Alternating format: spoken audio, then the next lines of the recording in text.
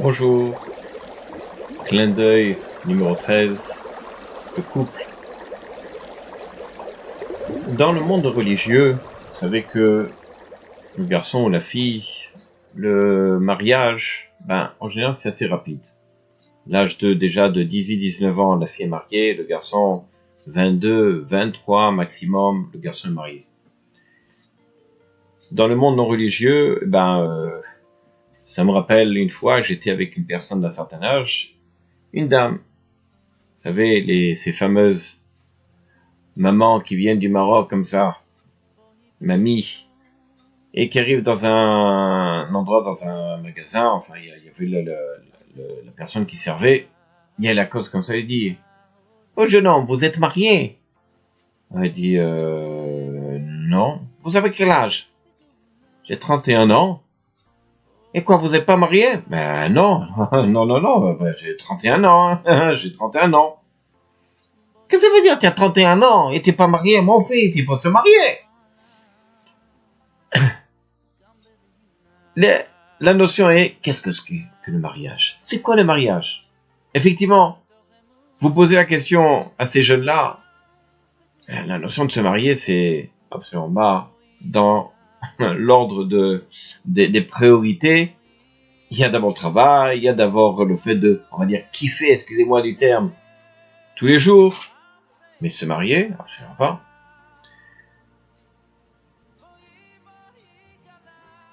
Une fois, j'avais posé la question avec les jeunes dans le groupe. Il y en a un, il s'appelait, peu importe, on l'appelait Shmuel. Et j'ai dit alors, Chido, tout ça, non, au Hachem, j'ai une copine. Une copine, tu es marié? Non, ça fait 4 ans qu'on vit ensemble. Et bon, Hachem, on est très contents. Et pourquoi faire se marier? Je dis, mais viens, écoute, ça fait 4 ans, donc effectivement, c'est le moment de se marier. On prend de témoins, je te fais les kiddushin, Kedat Moshe Israël, et je te marie. Non, mais on se calme, je vais pas me marier maintenant. Écoute, je dis, mais pourquoi? Mais parce que simplement, c'est que s'il y a un problème, je la laisse, c'est tout, et je prends quelqu'un d'autre. Et puis, les femmes aussi. Elle peut s'en aller, elle trouve quelqu'un d'autre, et puis c'est tout. 6 mois après 4 ans, et où il y a quoi que ce soit qui se passe, et je vois que c'est pas, comme on dit ma team, c'est pas, je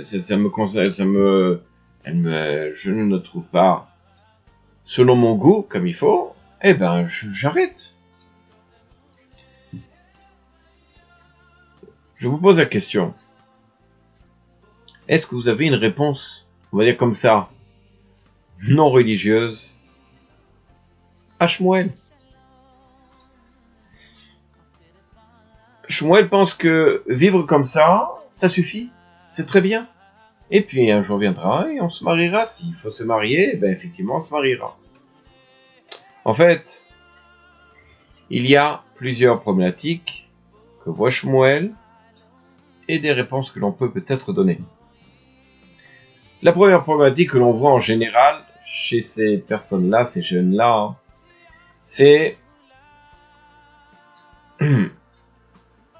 s'il faut se marier pour avoir des enfants, même sans se marier, on peut avoir des enfants. Aujourd'hui, tout est possible. Alors évidemment, devant cette réponse-là,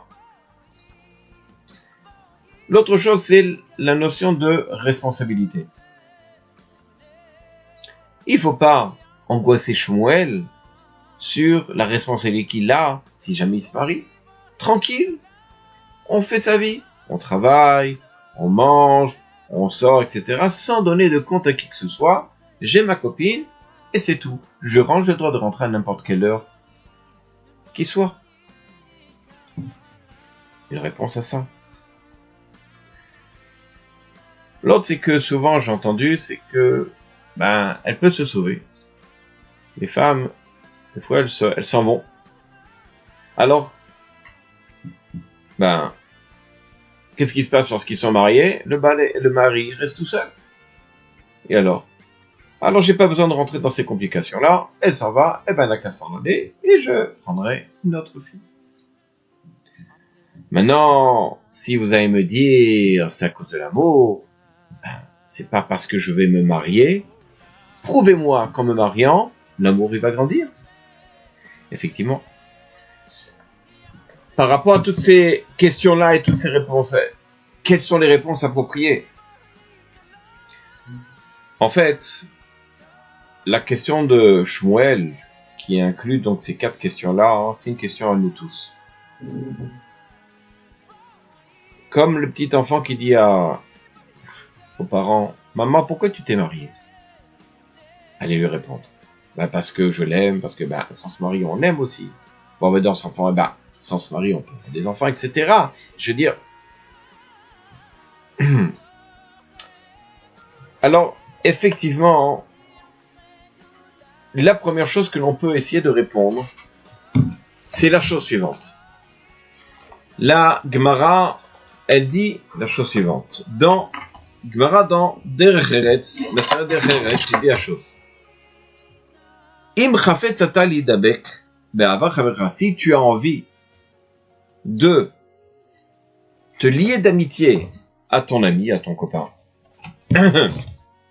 à ce moment-là, nous dit la Gemara, Ave nose venoten betobato. Eh ben, essaye, fais tout pour lui donner selon ce qu'il a besoin.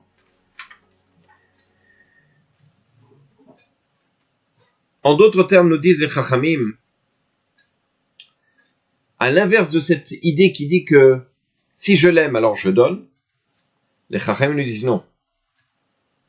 Tu donnes et alors tu vas aimer. L'idabek, comme disent la Gemara, l'idabek, ça veut dire se lier. C'est beaucoup plus profond que simplement un lien comme ça physique, un lien. L'idabek, c'est adhérer. C'est quelque chose de plus profond. Maintenant, si toi tu veux adhérer à ton ami, dans ce cas-là, il faut que tu fasses l'acte de donner. Pourquoi ?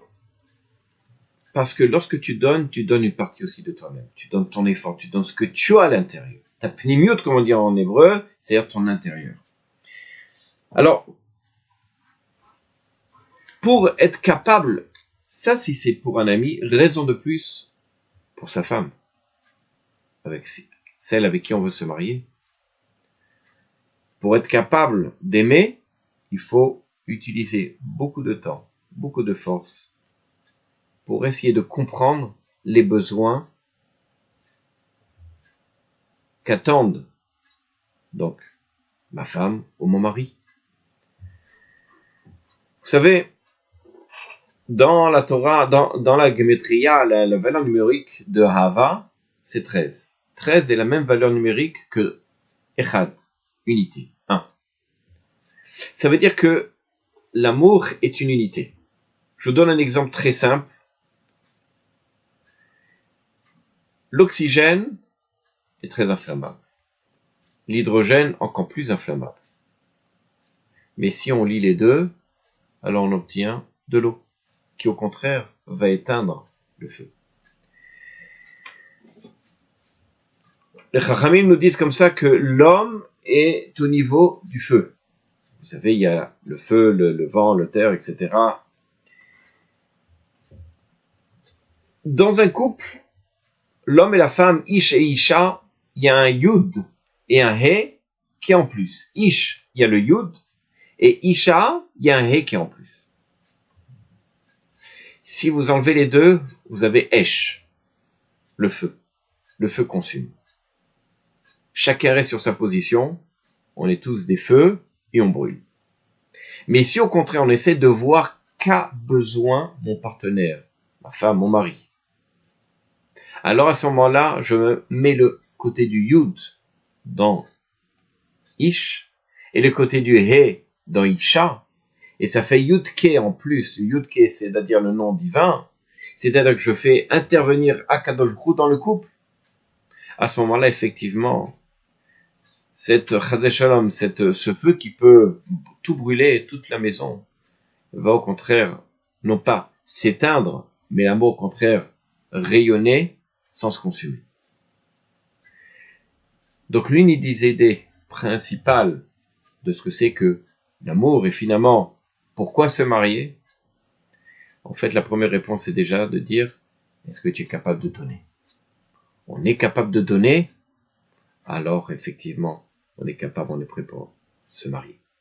À bientôt.